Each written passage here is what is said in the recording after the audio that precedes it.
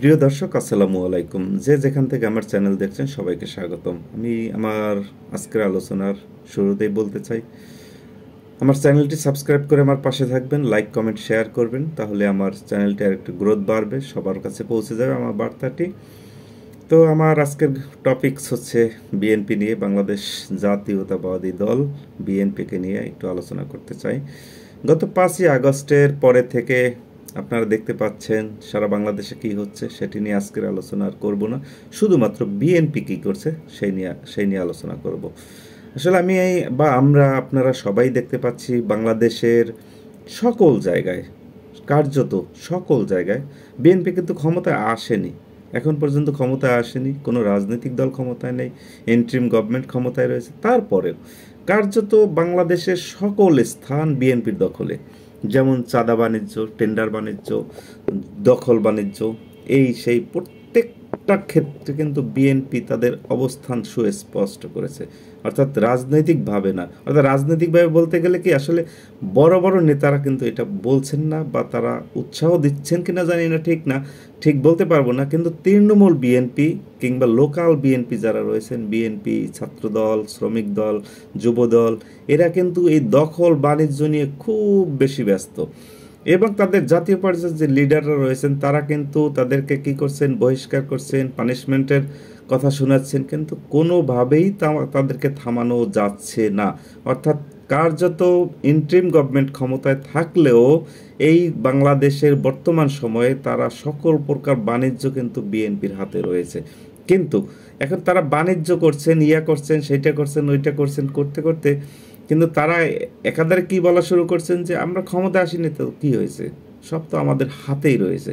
এবং বাংলাদেশ আওয়ামী লীগ কখনোই আর ক্ষমতায় আসবেন না। কেউ কেউ বলছেন 20 বছরে আসবেন না, কেউ কেউ 50 বছরে আসবেন না, কেউ কেউ বলছেন যে চোখে দেখে মারা যেতে পারবো না, অর্থাৎ আমরা মারা যাওয়ার পরে যদি কোনো দিন আসে, এখনই পর্যন্ত আসতেছে না। তো সেই সুবিধাটা কিন্তু তারা নিচ্ছেন। প্রত্যেকটা জায়গায় ক্ষমতার যে ব্যবহার, অপব্যবহার, ক্ষমতা প্রদর্শনী, মারামারি, নিজেরা চাঁদা বাণিজ্য, সকল কিছু তারা করছেন। যাক, এই এই এই- এই তো গেল তৃণমূল পর্যায়ের নেতাকর্মীদের অবস্থান। এবং জাতীয় পর্যায়ের যারা নেতাকর্মী রয়েছেন, রুহুল কবির রিজভী সাহেব রয়েছেন, মির্জা ফখরুল ইসলাম আলমগীর রয়েছেন, তারেক রহমান রয়েছেন, বেগম খালেদা জিয়া রয়েছেন, এরা কিন্তু মাথার চুল ছিঁড়ছেন। কিভাবে ছিঁড়ছেন সেটি আমার যেটা আর কি মনে হচ্ছে, সেটি হচ্ছে তারা কিন্তু আসলে একটা মাইন্ডকা চিপার মতো আর কি, যেটা আমি আমার ভাষায় যেভাবে বোঝাতে পারি আপনাদেরকে আর কি বোঝানোর চেষ্টা করছি। তারা কিন্তু রাজনৈতিকভাবে আমার মনে হয় অনেকটা কোণঠাসা হয়ে পড়েছেন। যেটি দেখলাম বিগত সরকারের আমলে, অর্থাৎ আওয়ামী লীগ সরকার ক্ষমতায় থাকাকালীন তাদের প্রধান নেত্রী বেগম খালেদা জিয়ার চিকিৎসা করাতে হবে, তিনি বাংলাদেশে সুচিকিৎসা পাচ্ছেন না, তার চিকিৎসা হচ্ছে না, বাংলাদেশে তার চিকিৎসা নেই, বিদেশে নিয়ে চিকিৎসা করাতে হবে, এই নিয়ে কত আন্দোলন হলো। এই আন্দোলনে কিন্তু অনেক মানুষও মারা গেছেন, আপনারা জানেন। কিন্তু গত 5ই আগস্ট আওয়ামী লীগ সরকারের পতনের পর তারা কিন্তু আর চিকিৎসার কথা ওভাবে বলছেন না। তো একবার একটা ইয়াতে শুনলাম তার ব্যক্তিগত চিকিৎসক বলছেন যে এখন চিকিৎসা করানো দরকার, তিনি মোটামুটি সুস্থ আছেন।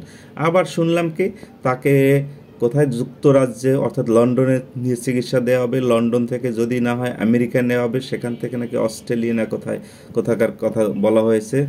তো এখানে বলা হয়েছিল যে তাকে সাধারণ বিমানে নেওয়া যাবে না, এয়ার অ্যাম্বুলেন্স লাগবে। তো গত 7 তারিখে, এই মাসেরই সম্ভবত 7 তারিখে, তাকে এয়ার অ্যাম্বুলেন্সও ঠিক করা হয়েছে এবং ভিসাটি সব কমপ্লিট হয়েছে, যুক্তরাজ্যে চিকিৎসা দিতে নিয়ে যাবেন। কিন্তু আমরা দেখলাম কি উল্টো চিত্র, তাকে যুক্তরাজ্যে কেন কোথাও নেওয়া হলো না চিকিৎসার জন্য।